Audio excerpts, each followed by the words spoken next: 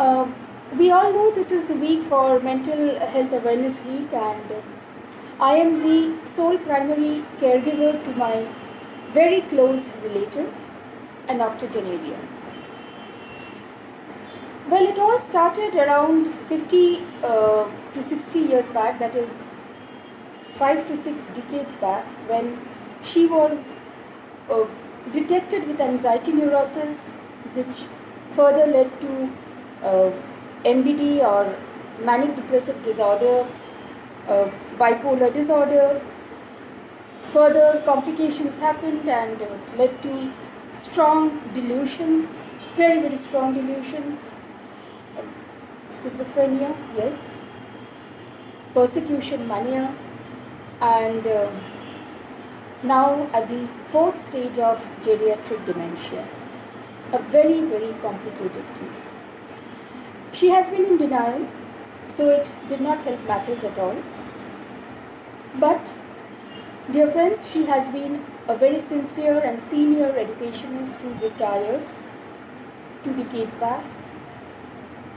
She not only was an educationist, she has been extremely intellectual in her pursuits of literature, performing arts, and she has been an elocutionist. She was never dysfunctional. She only denied that she had a problem.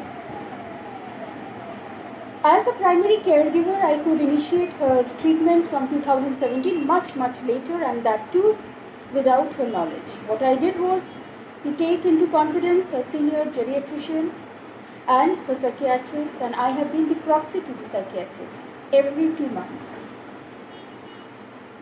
We started monitoring her medicines that the psychiatrist prescribed, which was routed to her through her geriatrician, for she would not have the medicines from the psychiatrist, and herein I had to play a very important role to gain her confidence about the medicines that I am giving to her, and the geriatrician too, whose trust, who had to visit her every month to gain her confidence and trust in her. When the medicines started working a little, we started monitoring her very closely as to her sleep cycle, as to when she's not sleeping, because if she's not sleeping for 2-3 days properly, immediately the chemical balance becomes disrupted and she might get into a position or a situation where she becomes unmanageable, and this used to happen twice a month, and then it came down to once a month. We needed to monitor how long can she retain her concentration, watching the TV, reading the newspaper. All these have not been easy because she would not like it and would become extremely angry with me and at times hostile.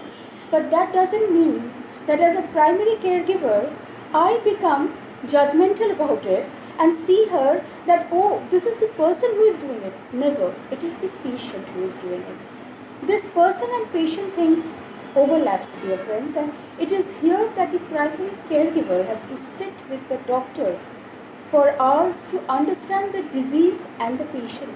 And it is only then can she or he be able to give the right treatment to her. Also, it builds up a lot of stress around the primary caregiver, and here with conviction I say that the primary caregiver needs to also go for counseling sessions. I have done that. I would end this small discussion, last but not the least, by saying this, that many precious lives can be saved, and if we can initiate the treatment at the right time with a lot of care, love, sensitivity and kindness, the society at large, we the people, we need to be more progressive in our thoughts, liberated and sensitive towards these patients. We need to be rightly informed. That is most important, because we are not informed.